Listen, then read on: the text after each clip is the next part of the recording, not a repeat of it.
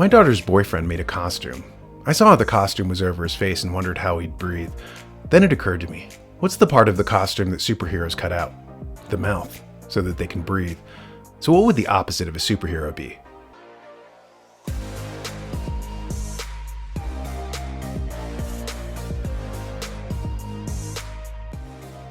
According to the BBC, US birth rate falls 4% to its lowest point ever. In the article we read, the American birth rate fell for the sixth consecutive year in 2020, with the lowest number of babies born since 1979, according to a new report. Some 3.6 million babies were born in the U.S. in 2020, marking a 4% decline from the year before, found the U.S. Centers for Disease Control and Prevention, CDC. So what does this mean? I mean, what's behind the crash? Some articles are drawing attention to the pandemic, but there are deeper underpinnings. One that almost no media outlet will talk about is the fact that real wealth in a society correlates with how many kids you can have. Adam Smith said in 1776, "But though North America is not yet so rich as England, it is much more thriving and advancing with much greater rapidity to the further acquisition of riches. The most decisive mark of the prosperity of any country is the increase of the number of its inhabitants." Smith was right.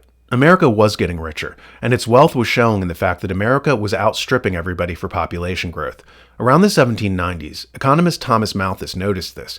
He wrote that the population of Europe took 400 years to double, but he added that the American colonies were quite different, writing, "The consequence of these favorable circumstances united was a rapidity of increase probably without parallel in history. Throughout all the northern colonies, the population was found to double itself in 25 years. Then he talked about the freedom and the people's ability to keep most of their earnings and added, "With these extraordinary encouragements to population and every cause of depopulation as we have supposed removed, the numbers would necessarily increase faster than in any society that has ever yet been known." So America had real wealth. How did we know? Because they could afford to have a ton of kids. Unlike in England, where families would routinely abort their kids because they didn't have the resources to have big families. Today, the government tries to hide the fact that for the average person, prosperity is going down. Instead of measuring national well-being in terms of how many kids a family can have, they switched it over to GDP. The problem with GDP is that it's mostly fake. The old saw is that if Bill Gates walks into a homeless shelter, the modern economist would say the average wealth of everyone in the shelter was $500 million. Once Gates walks back out of the building, however, the net worth of the hobos inside collapses back down to zero. So with GDP, you can have a small oligarchical class amassing massive wealth with everyone else getting poor, and you can hide it by relying on fake averages. Today, average people can't afford to have large families, with millennials and Zoomers not having any families at all. According to Mark Penn in his book, Microtrends Squared, they all have dogs instead of children. They can't afford to have families because they're strapped with student loan debt and mired in poverty. This is, of course, reflected in the tumbling birth rates that the media will never tell you are a thermometer for the real state of the economy. Historian Joseph Tainter talks about social collapse and explains how one of the main contributing factors to the fall of the Roman Empire was the growth of government and the overtaxation of the population to pay for it. Because the people couldn't afford to have children, the population went into decline. The tax rates were so high that peasants were not able to accumulate reserves or support large families, and this is why population did not recover.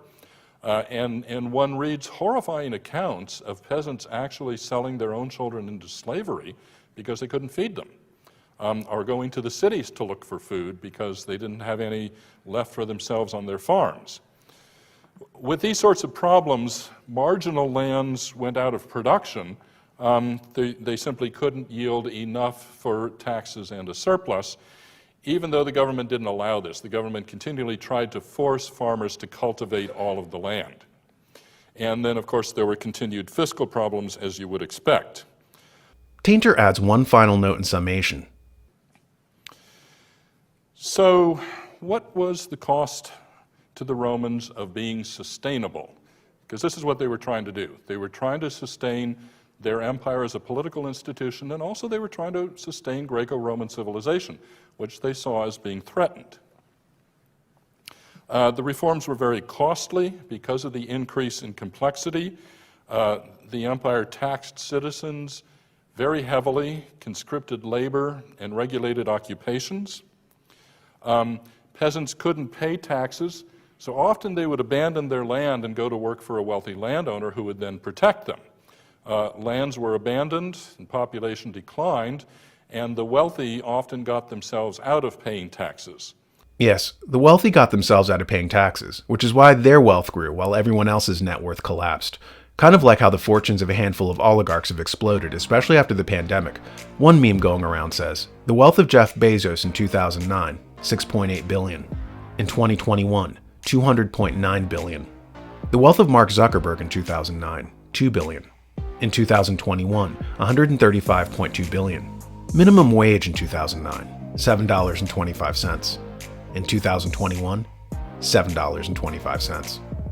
Yeah, you can imagine now why the government and media no longer calculate wealth in terms of how many kids the average person can afford to have, but by GDP, and that's just the way that Jeff Bezos and Mark Zuckerberg like it.